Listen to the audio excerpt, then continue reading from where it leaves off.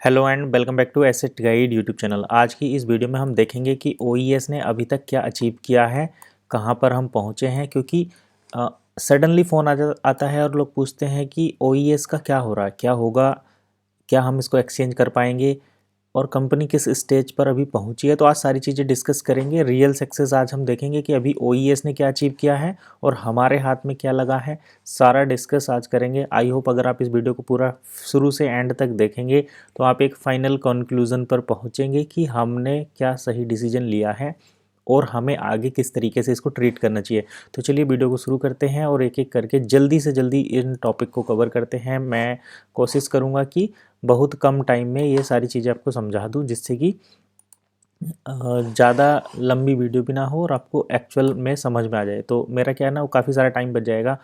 लोग जो मेरे को बार बार कॉल करते हैं और मैं अलग अलग टाइम सभी को देता हूँ, तो मैं ये सोच रहा हूँ कि इस वीडियो के माध्यम से सभी को फाइनल टाइम दे दूँ। तो सबसे पहले बात कर लेते हैं, OES जो है एक यूटिलिटी टोकन है। यूटिलिटी का मतलब एक ऐसा टोकन जिसको आप यूटिलिटी सर्विस के लिए यूज़ कर सकते हैं। जैसे आपको कुछ ख़रीदना है, शॉपिंग कर सकते हैं। आपको कुछ आपने कुछ सर्विस ली कहीं से, उसका पेमेंट आप OES के थ्रू कर सकते हैं। आपको फिनटेक जो है, ई-कॉमर्स, फिनटेक, सारी चीज़ें जो आ जाती हैं वो यूटिलिटी टोकन के अंदर आ जाती है। अभी सपोज़ करो आपको इंडिया में कहीं आप कुछ भी खरीदने जाते हैं, तो आप वहाँ पर जो पेमेंट करते हैं, जैसे गूगल पे, फ़ोनपे, पेटीएम, एचडी पे, इन सभी कंपनी के द्वारा जो पेमेंट करते हैं वो सभी फिनटेक के अंदर आती हैं। और जिन वेबसाइट से या माल से आप शॉपिंग करते हैं, जैसे जियो मॉल, पेटीएम मॉल और अमेज़ॉन, फ्लिपकार्ट, मीशो, मंत्रा, इस टाइप की जो ई-कॉमर्स वेबसाइट है, वहाँ से जो शॉपिंग करते हैं वो सब ई-कॉमर्स के तौर पर आती हैं। और डीकैथलॉन जैसे जो स्टोर हैं, जो ऑफलाइन ऑनलाइन दोनों प्लेटफॉर्म पर अवेलेबल हैं, तो वो सभी जो है ई-कॉमर्स प्लेटफॉर्म है, वहाँ से हम शॉपिंग करते हैं। तो उसके लिए जो पेमेंट यूज़ होता है वो अपनी करेंसी होती है, फिएट करेंसी। उसी करेंसी को डिजिटल तौर पर अगर देखें तो वो OES है। OES को बनाया गया है ब्लॉकचेन बेस्ड पर, जिससे सिक्योर रहे, ट्रांसपेरेंट रहे और इसको पेमेंट करने के लिए बिना किसी हैसल के यूज किया जा सके। तो ये है यूटिलिटी टोकन, करेंसी और क्रिप्टो। अब यहाँ पर एक और पॉइंट आ जाता है कि कुछ कंट्री में तो क्रिप्टो एक्सेप्टेबल नहीं है, वहाँ पर हम इसको कैसे यूज करते हैं।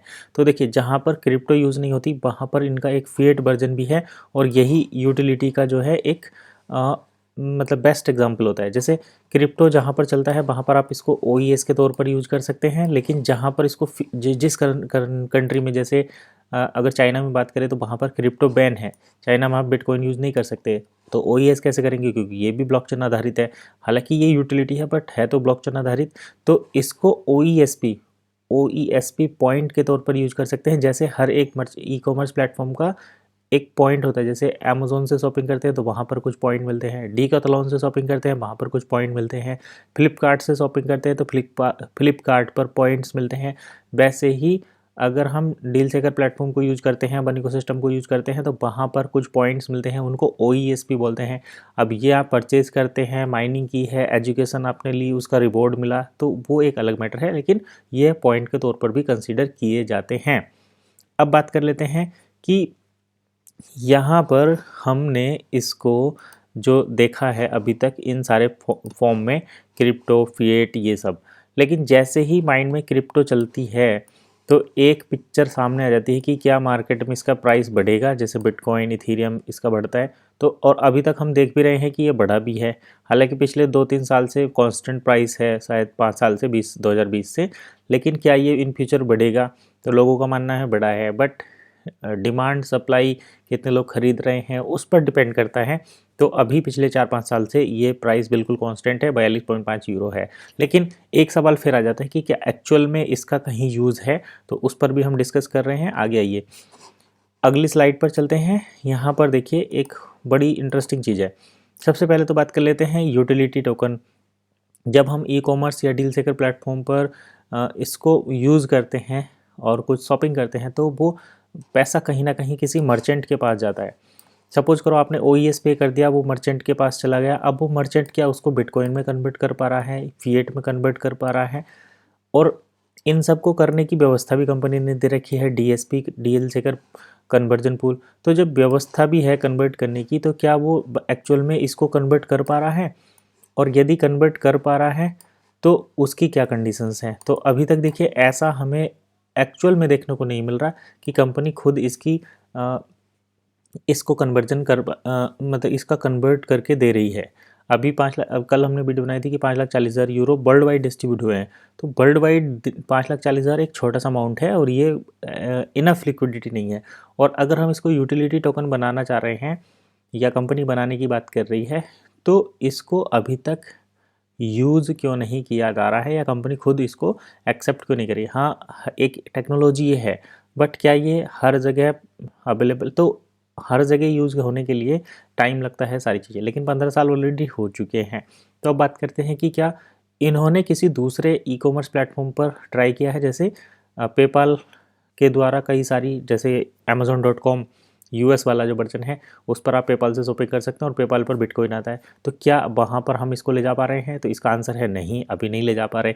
तो हम ओईएस को डायरेक्टली यूज़ नहीं कर पा रहे हैं, इसको कहीं ना कहीं हमें कन्वर्ट करने की ज़रूरत पड़ रही है और कन्वर्जन भी नहीं हो रहा है, क्योंकि सारी चीज़ें घुमाकर एक राउंड सर्किल बन जाता है। जैसे ये रहा, ओईएस को यूज़ करना है तो बिटकॉइन में कन्वर्ट करो, बिटकॉइन में कन्वर्ट करना है तो डील सेकर पर आओ, डील सेकर पर कन्वर्ट करना है तो पहले प्रोडक्ट सेल करो, प्रोडक्ट सेल करोगे तो पहले प्रोडक्ट परचेस करो। मतलब आपने फिएट मनी और मार्केट में लगा दिया, ओईएस ऑलरेडी है, उसका कन्वर्जन हुआ नहीं।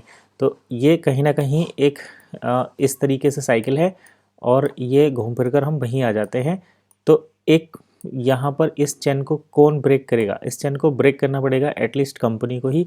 कंपनी को यहाँ पर आकर लिक्विडिटी देनी पड़ेगी, मतलब अपने कॉइन को कंपनी को खुद एक्सेप्ट करना पड़ेगा और ये काफ़ी सारी पॉलिसी रहेंगी, तब जाकर ये चीज़ें आगे चलेंगी। क्योंकि अभी पेमेंट टेक्नोलॉजी है बट पे के लिए हम यूज़ ही नहीं कर पा रहे, दूसरे प्लेटफॉर्म को, दूसरे जो अवेलेबल मेथड है उनको नहीं ला पा रहे हैं।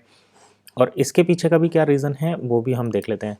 तो चलिए और 2-4 पॉइंट्स मैं यहाँ पर कवर करता हूँ। सबसे पहले देख लो, बात कर लेते हैं बिटकॉइन जब आया था तो इसको स्टार्टिंग में जो बनाया गया था वो बिटकॉइन के कंपटीटर के तौर पर ही बनाया गया था कि बिटकॉइन किस तरीके से मार्केट में सक्सेस हुआ।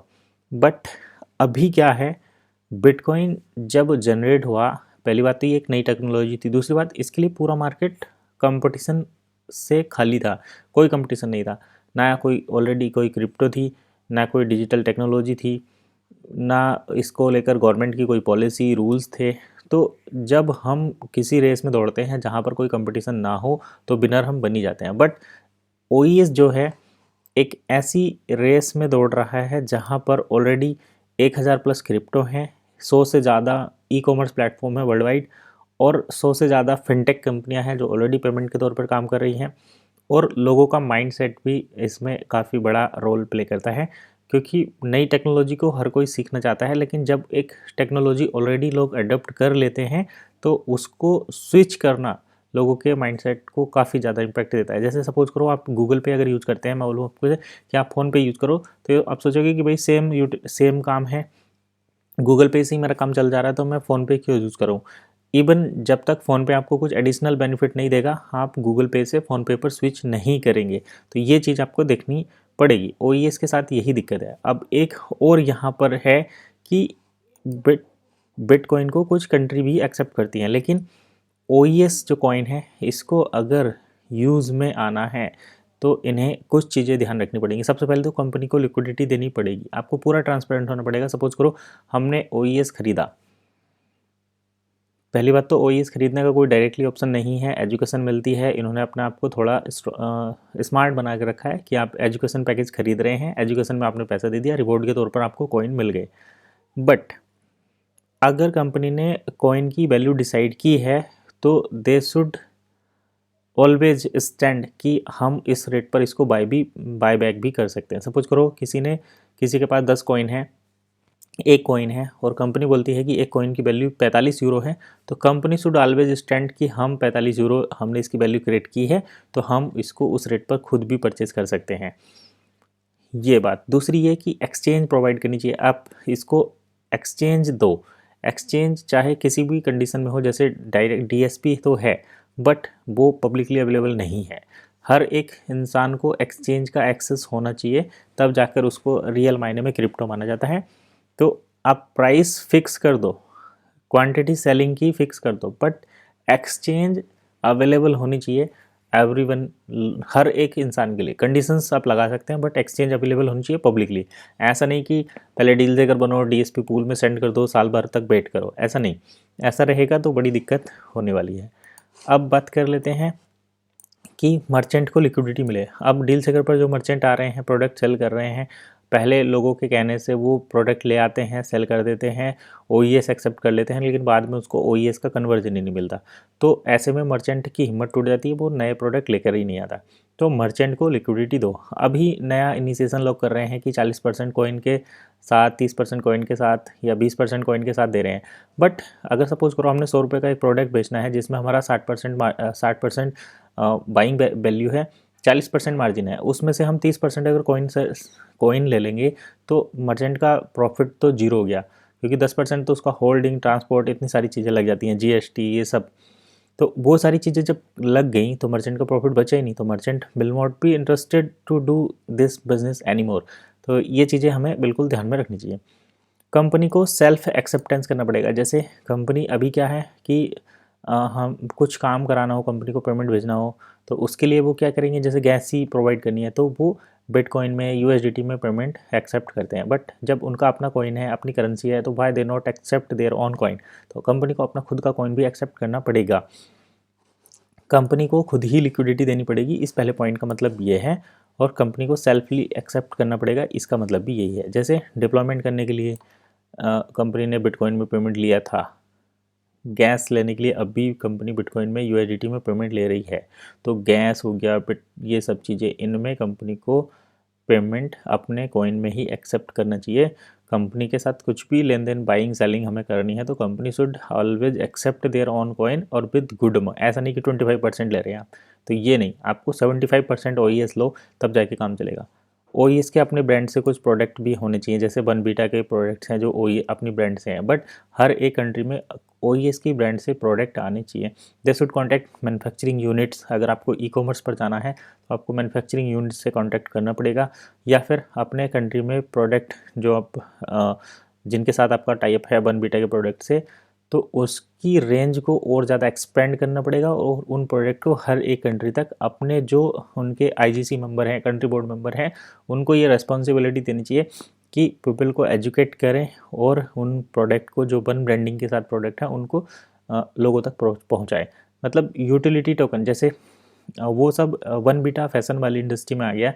आप इनको डेली यूज़ वाले जो प्रोडक्ट हैं, जो हर घर में यूज़ होते हैं, उसका 1 या 2 प्रोडक्ट आप हर कंट्री में लेके आओ और उसको वहाँ पर करो। तो ये ज़रूरी है। दूसरा, लीगल फाइनेंशियल एक्सेप्टेंस भी होना ज़रूरी है। मतलब जैसे किसी एक कंट्री में लीगली वन को लीगल करेंसी के तौर पर कंसिडर किया जाना चाहिए। तो अब हम मीका, ये सब चीज़ों की बात करते हैं, बट क्या जैसे ओईएस को बल्गेरिया में जनरेट किया गया है या हनोई वियतनाम में है, तो जहाँ भी ये करेंसी का हेड ऑफिस है, एटलीस्ट उस करेंसी में, उस करेंसी को उस कंट्री में क्रिप्टो के तौर पर या एक करेंसी के तौर पर एक्सेप्ट किया जाना चाहिए। अगर ऐसा होगा तो ओईएस चलेगा, अदरवाइज आप देखिए जैसे अभी तक बस टाइम डिले हो रहा है, वैसे ही टाइम डिले होता रहेगा।